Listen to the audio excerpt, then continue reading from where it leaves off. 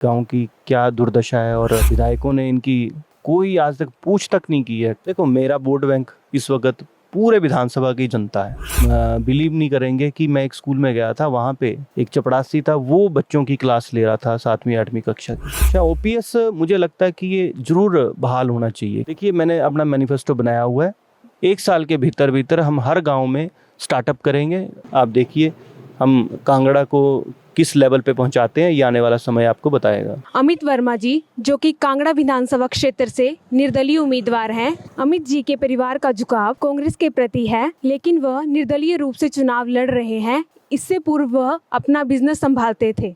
आपने किसी राष्ट्रीय राजनीतिक दल से टिकट क्यों नहीं लिया? ऐसा है, मैं आपकी बात को काटूंगा कि मेरा पर्सनल झुकाव कोई कांग्रेस की तरफ या किसी की तरफ नहीं था कभी भी, क्योंकि मैं पर्सनली किसी भी पार्टी से जो अटैच नहीं हूँ, कभी भी नहीं रहा हूँ। और टिकट मांगने की बात करूँ तो मैं किसी राजनीतिक दल का सदस्य ही नहीं रहा, तो वो किस बिहाफ से मैं टिकट उनसे मांगता, और ना ही मैंने किसी को अप्रोच किया। कुछ पार्टियों ने मुझे अप्रोच किया भी था, लेकिन मेरा जो अपना लक्ष्य था वो यही था कि मैं आज़ाद प्रत्याशी के तौर पर ही चुनाव लड़ूं। अमित जी, बिजनेस छोड़कर राजनीति में क्यों? देखिए, बिजनेस मैंने छोड़ा नहीं है, बिजनेस साइमल्टेनियसली चल रहा है। ऐसा कुछ नहीं कि कोई मैंने बिजनेस छोड़ा, बिजनेस रन कर रहे हैं, अच्छे से कर रहे हैं, एस्टेब्लिश्ड है। और इसलिए राजनीति में आया हूँ क्योंकि आप लोग भी साथ थे। आपने देखा ही कि गांव की क्या दुर्दशा है और विधायकों ने इनकी कोई आज तक पूछ तक नहीं की है।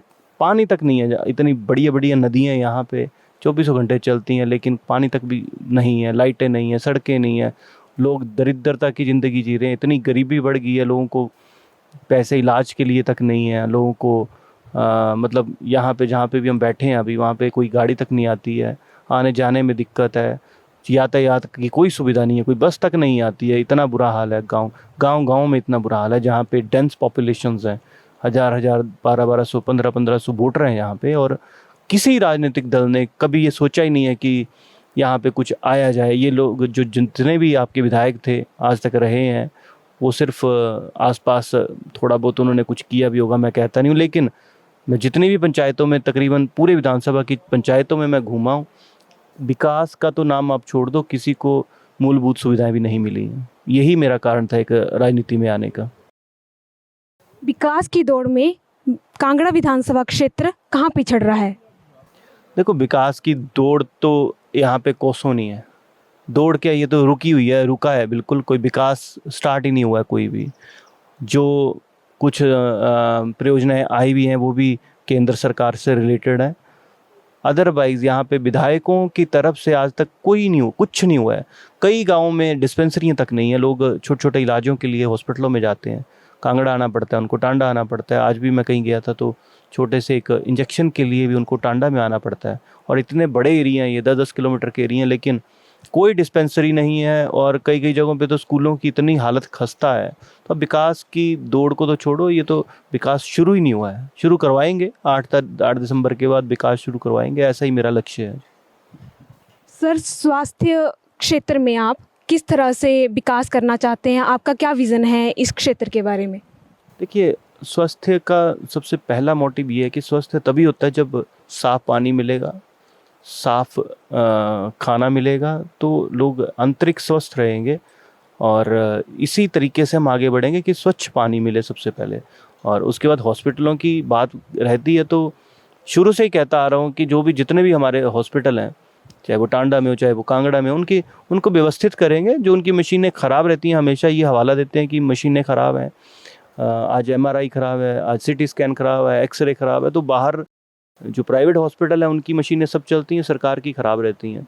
तो इनको देखेंगे उसके बाद कि क्यों ऐसा क्या है कि जो प्राइवेट हॉस्पिटल्स में जो मशीनें आती हैं वो सेकंड हैंड आती हैं, और जो सरकारी हॉस्पिटल्स में आती हैं वो एकदम ब्रांड न्यू आती हैं। तो उनको क्या हो जाता है कि वो नहीं ख़राब होती, और जो नई मशीनें लगती हैं सरकारी हॉस्पिटलों में वो ख़राब हो जाती हैं। तो इन सब की एक उचित व्यवस्था मैं करूँगा और अपने तरीके से करूँगा। यही स्वास्थ्य का तो यही एक तरीका है और कुछ नहीं है। आपको छोड़कर मैदान में अन्य 4 और उम्मीदवार हैं, तो आप किस वोट बैंक के सहारे हैं? देखो, मेरा वोट बैंक इस वक्त पूरे विधानसभा की जनता है। मैं आपको बता रहा हूँ कि 30 और 40 के बीच में हम लोगों को वोट आएंगे, इससे ज़्यादा भी आ सकते हैं, और एक तरफा होगा इस बार मुकाबला। मैं आपको बता दूं ये 10-15 हज़ार का गैप रहेगा, चाहे कोई भी प्रत्याशी होगा, क्योंकि लोगों का प्यार और लोगों की आस जो है वो सिर्फ मेरे से जुड़ी है इस वक्त। आप खुद चल के देखिए कि लोगों की कितनी आस है कि हर किसी के काम जो हैं वो रुके हुए हैं, और चाहे वो गरीब आदमी का काम हो, चाहे वो एक पानी के टैंक का काम हो, चाहे वो एक कोई किसी स्कीम का काम हो, और भी लोगों को बस मेरे से आस है। इसी वजह से मैं आपको बता रहा हूँ कि ये करीब 40,000 के करीब हमें वोटिंग होगी, ऐसा मेरा और मेरी टीम का मानना भी है, और लक्ष्य भी हमारा ऐसा ही है। अमित जी, शिक्षा के क्षेत्र में आपके क्या मुद्दे हैं? देखो, शिक्षा का तो क्वालिटी बिल्कुल बेकार है। एक स्कूल में एक अध्यापक तक नहीं है। आप बिलीव नहीं करेंगे कि मैं एक स्कूल में गया था, वहाँ पे एक चपड़ासी था, वो बच्चों की क्लास ले रहा था 7वीं 8वीं कक्षा की। तो ये तो हालात हैं। तो एजुकेशन में तो बहुत काम करने को है, और जब चपड़ासी एक अपना स्कूल के बच्चों को पढ़ाएगा तो आप खुद समझ सकते हैं कि हमारी शिक्षा, जो सरकारी शिक्षा है, वो कहाँ जा रही है। इसीलिए तो ये सब एक मुझे लगता है मिली भगत रहती है किसी न किसी तरह से सरकारों की, या किसी भी तरह की, या बड़े जो ओहदों पे बैठे हैं उनकी, कि अपना सरकारी स्कूलों को ख़त्म करते जा रहे हैं। और उसी वजह से जो प्राइवेट स्कूल हैं उनको तो एक एडमिशन भी करनी हो तो आपको हो सकता है कि किसी एमएलए की अप्रोच लगानी पड़े, किसी मंत्री की अप्रोच लगानी पड़े। प्राइवेट स्कूलों में ये हाल है, जबकि वहाँ पे जो वेतन है अपना टीचरों के वो भी कम रहते हैं। स्कूलों, जो सरकारी स्कूल हैं उनके वेतन भी ज़्यादा होते हैं, लेकिन उसके बावजूद सरकारी स्कूलों में बच्चे हैं ही नहीं है। हम खुद सरकारी स्कूल में पढ़े हैं, तब एक एक क्लास में इतने बच्चे होते थे कि बैठने की जगह नहीं होती। आप जाएंगे तो आजकल तो 50 बच्चे नहीं होते हैं पूरे स्कूल में, और बोझ बना हुआ है। तो ये बोझ इस तरह से हटाएंगे कि मेरी प्रायोरिटी है। शुरू से ही मैं सोचता हूँ कि जितने भी सरकारी लोग हैं, सरकारी नौकरियाँ चाहते हैं, तो उनके बच्चे एटलीस्ट सरकारी स्कूलों में पढ़ें, ऐसा मेरा लक्ष्य रहेगा। और विधानसभा में मैं पहुँचूँगा, ज़रूर पहुंचूंगा। उसके बाद ये सबसे बड़ा मुद्दा रहेगा, यही मेरे सवाल वहाँ पे विधानसभा में उठेंगे कि सरकारी स्कूलों में वो बच्चे ज़रूर पढ़ेंगे जो सरकारी कोई तंत्र में कोई ना कोई नौकरी करते हैं या किसी ना किसी तरह से रिलेटेड है। उनको एक इस तरह से व्यवस्थित करेंगे कि जो उनके बच्चे एटलीस्ट वो सरकारी स्कूल में पढ़ें, जिससे कि उनकी व्यवस्था सुधरे। इस तरह के हमारे लक्ष्य हमने बना के रखे हुए हैं। आप दल बदल का मुद्दा उठा रहे हैं, तो आपका खुद का झुकाव किसके प्रति है? अभी मेरा कोई झुकाव किसी की तरफ नहीं है, अभी मैंने कोई सोचा भी नहीं है। तो दल बदल तो ऐसा है कि अभी टेक्निकली सभी लोग ये जैसा हमें प्रतीत होता है, सभी लोग जो हैं, जितने भी खड़े हैं, ये सब बीजेपी समर्थित हैं।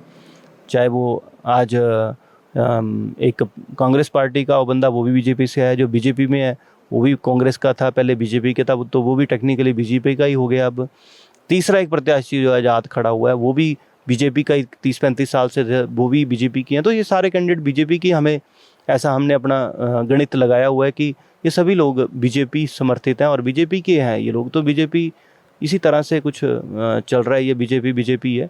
बाकी जो जनता है वो एक तरफा होगी, और मुझे पता है सपोर्ट और वोट ये लोग इस बार मुझे ही देंगे। आपको मैं बता दूं आपके माध्यम से कि इस बार टॉर्च के बटन का जो निशान होगा ना, वो घिसा होगा, तभी उसी दिन पता चल जाएगा कि हम लोग कितने मार्जिन से आगे बढ़े हैं।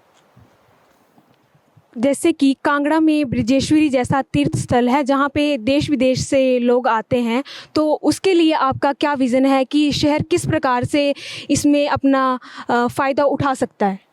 देखिए, ब्रजेश्वरी माता के यहाँ पे हर साल में जब भी आपके नवरात्रे लगते हैं, या वैसे भी जनता बहुत आती है, लाखों में आते हैं, लाखों में चढ़ावा आता है। तो आप मान सकते हैं कि जहाँ से उतरते हैं रेलवे स्टेशन से, वहाँ से लेके मंदिर तक कोई भी शौचालय तक नहीं है। तो सबसे पहले तो शौचालय की व्यवस्था करेंगे। आप देखो हमारी बाणगंगा जो इतनी पवित्र है, तो वहाँ पे कोई साधन नहीं है शौचालय का, और सभी गंदगी वहाँ पे चलती है। तो मेरा ये भी काम रहेगा कि जितने भी नदियाँ नाले हैं उनकी भी सफाई का हम विशेष ध्यान रखेंगे। वहाँ पे भी मैंने घाट बनवाने हैं, तो वो भी मेरा एक लक्ष्य रहेगा कि यात्रियों को पूर्ण सुविधा मिले, जिससे कि बाज़ार की भी रौनक बनी रहे और यात्रियों को किसी भी तरह की कोई कष्ट ना हो। जी सर, आप ओपीएस के मुद्दे पे अपना क्या विचार रखना चाहते हैं? ओपीएस के बारे में कुछ बढ़िया, आपने एक ये अच्छा क्वेश्चन पूछा। ओपीएस मुझे लगता है कि ये ज़रूर बहाल होना चाहिए, क्योंकि एक आदमी जो सरकार को 35-40 साल देता है, 30 साल देता है, जितने भी साल देता है, उसके बाद उसके पास कोई मतलब जब वो रिटायरमेंट पे आएगा उसके लिए कोई सिक्योरिटी नहीं है। तो ये सिक्योरिटी मुझे लगता है जो इन्होंने अपनी सेवा दी होती है सरकार को, ये सबसे ज़रूरी है। जो ओपीएस है वो सबसे ज़रूरी है, जो मुझे अपने पॉइंट ऑफ व्यू से लगता है। इनफैक्ट मैं आपको बता दूं, हमारी फैमिली से कोई सरकारी नौकर नहीं है आज तक, कोई भी सरकारी नौकरी नहीं करता है, लेकिन मैं फिर भी आपको कह रहा हूँ कि ओपीएस बहुत ज़रूरी है। जिसने, अगर मेरे पास ही कोई काम करता है 30-40 सालों से, तो मेरी एक ड्यूटी बनती है कि जब वो रिटायर होता है तो उसकी कोई ना कोई व्यवस्था हो। तो ओपीएस उतना ही ज़रूरी है जितना कि नौकरी के दौरान उनको एक जो लिमिटेड एक उनकी तनख्वाह होती है, उसी तरह से एक जब वो अगला जीवन यापन करना होता है उन्होंने, तो उनके लिए कुछ ना कुछ पैसे चाहिए होते हैं। तो उसके बाद वो क्या करेंगे अगर ओपीएस नहीं होगा? ये बहुत ज़रूरी, ओपीएस इनको बहाल करनी चाहिए। जी। अनएम्प्लॉयमेंट का मुद्दा आज देश के लिए भी और हिमाचल के लिए भी एक बड़ा मुद्दा है। तो अनएम्प्लॉयमेंट के मुद्दे के लिए आप क्या करना चाहेंगे कि युवाओं को आजकल रोज़गार मिले? इसके क्षेत्र में आप क्या करेंगे? देखिए, मैंने अपना मैनिफेस्टो बनाया हुआ है। 1 साल के भीतर भीतर हम हर गांव में स्टार्टअप करेंगे। एक स्थानीय तर्ज पर जो लोकेलिटी में जो मटेरियल, रॉ मटेरियल मिलता है, उसके लिए हम स्टार्टअप खोलेंगे। 200 के करीब हमने स्टार्टअप रखे हुए हैं कि हमारा लक्ष्य है कि 200 स्टार्टअप हमारे 1 साल के अंदर अंदर शुरू हो। तभी डेवलपमेंट आएगी, तभी लोग जागरूक होंगे और तभी आय भी बढ़ेगी और गरीबी हटेगी। क्योंकि सरकार के पास इतनी नौकरियां नहीं रही हैं। अभी इन्होंने ओपीएस बंद किया, कल को नौकरी बंद कर सकते हैं, सब चीज़ें प्राइवेटाइज हो सकती हैं। तो इसके लिए सीधा सीधी बात है कि हमें कुछ ना कुछ अपने लेवल पे करना पड़ेगा। इंडस्ट्रियाँ छोटी छोटी डेवलप करने पड़ेंगी, कुछ घरेलू उद्योग डेवलप करने पड़ेंगे। इसी के ऊपर मेरा ध्यान रहेगा। जी। अमित जी, राष्ट्रीय दल के नेताओं को छोड़कर लोग आपको वोट क्यों देंगे? देखिए, इसलिए देंगे क्योंकि विधायक की पावर एक जैसी होती है, विधायक की निधि एक जैसी होती है। जो हम प्रपोजल देंगे वो भी उनको एक्सेप्ट करने पड़ते हैं सरकार को, ऐसा नहीं है। तो विधायक विधायक होता है, वो किसी पार्टी, जैसे अब प्रधान के चुनाव होते हैं, पंच के चुनाव होते हैं, वो किसी पार्टी के नहीं होते हैं, वो ओपन होते हैं। उसी तरह से आप विधायक को भी लेके चले। विधायक की अपनी निधि रहती है, विधायक की बराबर पावर्स होती हैं, बराबर सीट मिलती है, सब कुछ बराबर मिलता है। ऐसा कुछ नहीं है कि पार्टी से जुड़ के कुछ होगा। अगर किसी ने सेवा करनी है इस राजनीतिक सफ़र में, तो वो वैसे भी कर सकता है, अगर वो पार्टी से जुड़े ना जुड़े। बाकी सब भविष्य में आप देखिए हम कांगड़ा को किस लेवल पे पहुंचाते हैं, ये आने वाला समय आपको बताएगा।